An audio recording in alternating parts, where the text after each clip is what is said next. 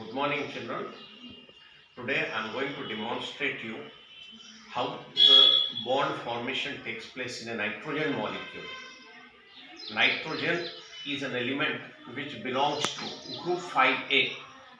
Group 5A. So as per the rule of valency, it is like 8 minus G rule. So 8 minus G rule, its group is 5A, group number is 5A. So the valency of nitrogen will be 8 minus 5, that is 3. So 3 is the valency of nitrogen. Valency is what? Nothing but the combining capacity of an element. Valency is what? How we define valency? The meaning of the word valency is the combining capacity of an element.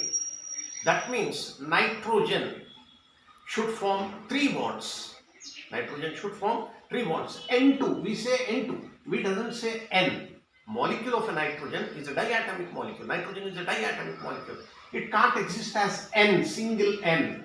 It exists as N2. That means between nitrogen and nitrogen, bond is formed. But what kind of bond? A multiple bond. That is a triple bond. Nitrogen and nitrogen has got a triple bond between it. But how is this triple bond formed? That we are going to learn today.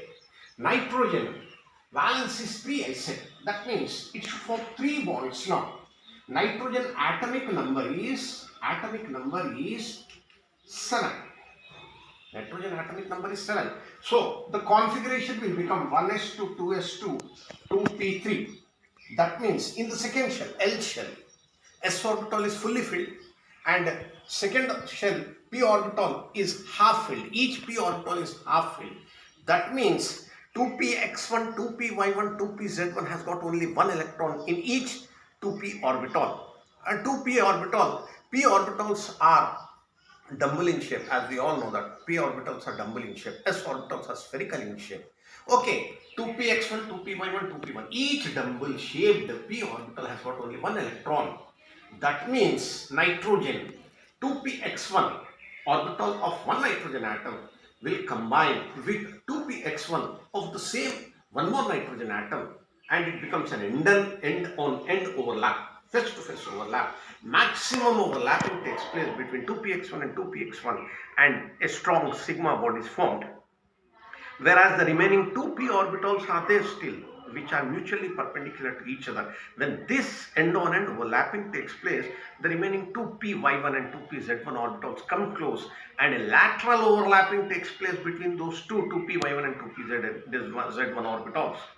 So because of that lateral overlapping, nitrogen forms 2 more weak pi bonds. So we can say nitrogen has got a triple bond between nitrogen and nitrogen, which is nothing but a sigma bond, a pi bond and one more pi bond. One sigma bond and 2 pi bonds.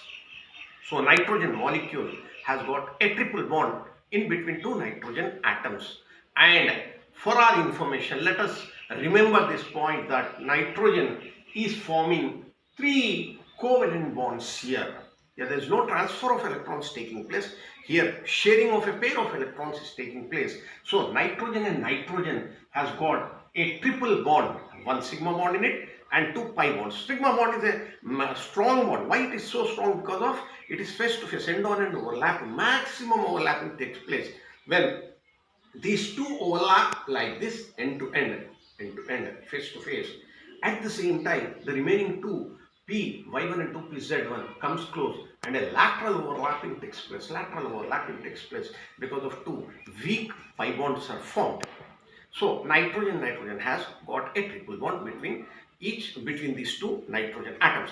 Okay, this is the reason why in Haber's process, in the formation of ammonia, we need a very high temperature to make nitrogen combine with the 3 atoms of hydrogen.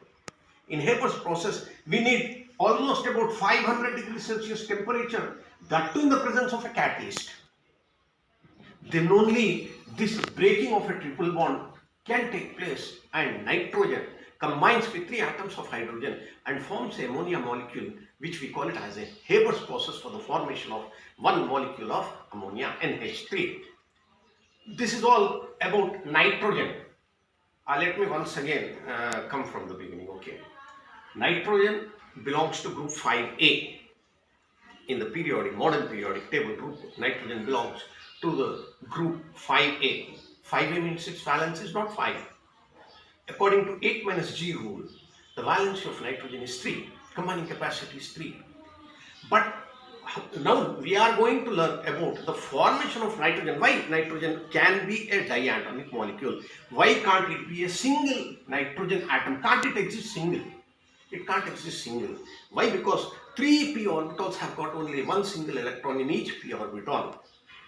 So when it combines with one more nitrogen of its own, then such a triple bond exists. Nitrogen is almost an inert gas. Almost an inert gas. Because of this triple bond, it doesn't react with other elements or other atoms of other elements very easily. Because of this formation of triple bond should dissociate to form another molecule.